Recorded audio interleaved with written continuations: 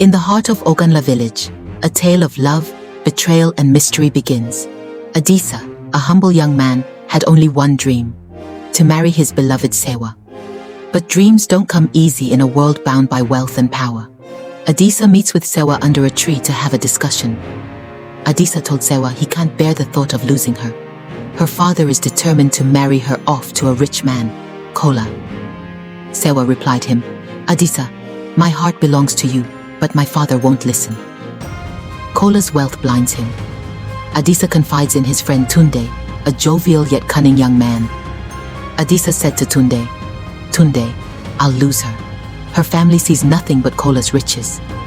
Tunde replied him, "Adisa, there is a way to change your fortune.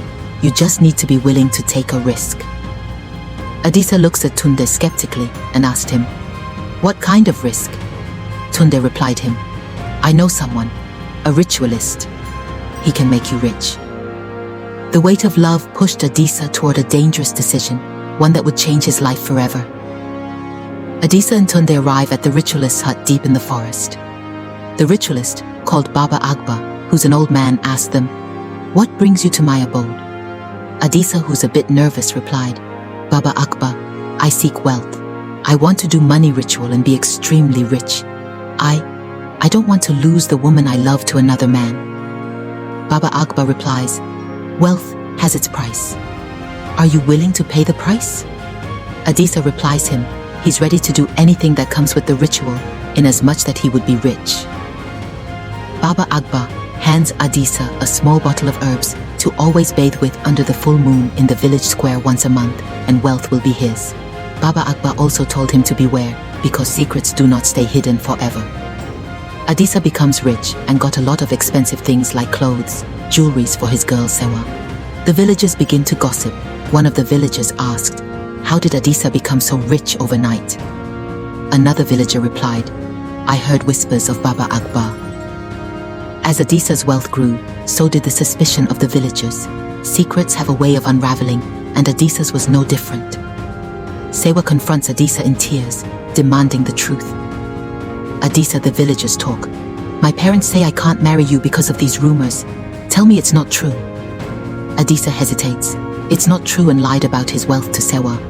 Adisa said, "Tunde's father died and was called upon to inherit his father's property. His father left him a fortune, and he shared it with me. I didn't do money ritual, believe me and ignore the rumors." Adisa meets with Tunde and narrates the ordeal to him. He asks Tunde to do him a favor. "Tunde, you need to act like a rich man. I'll give you money every week to maintain the illusion. Don't ruin this for me," said Adisa. Tunde agreed to cover up for him.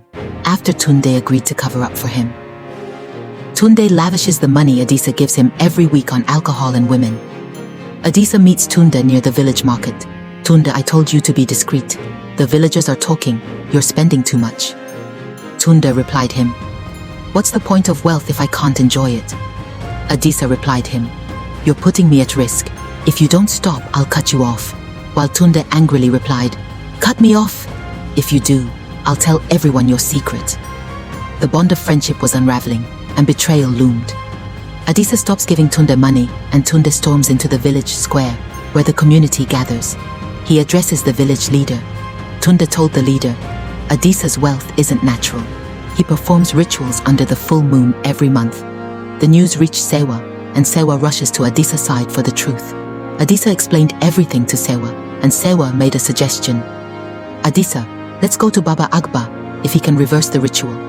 Adisa and Sewa visits the ritualist in secret and beg the ritualist to reverse the wealth, as Adisa doesn't have peace of mind ever since he did the ritual. But what Baba Agba told them is shocking. Baba Agba said, "Adisa, your wealth was only a test of patience. There was no true ritual.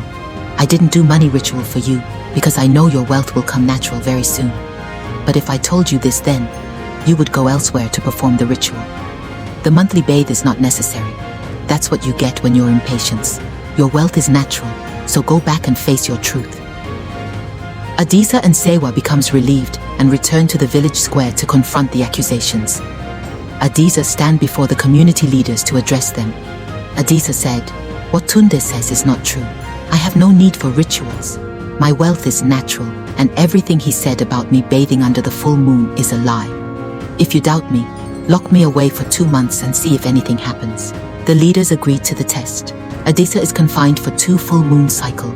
The villagers watch closely, waiting for any signs of calamity. The days passed, and Adisa remained unharmed. The truth began to dawn upon the community. When Adisa is released, he emerges unscathed. The villagers cheer, but their anger soon turns toward Tunde.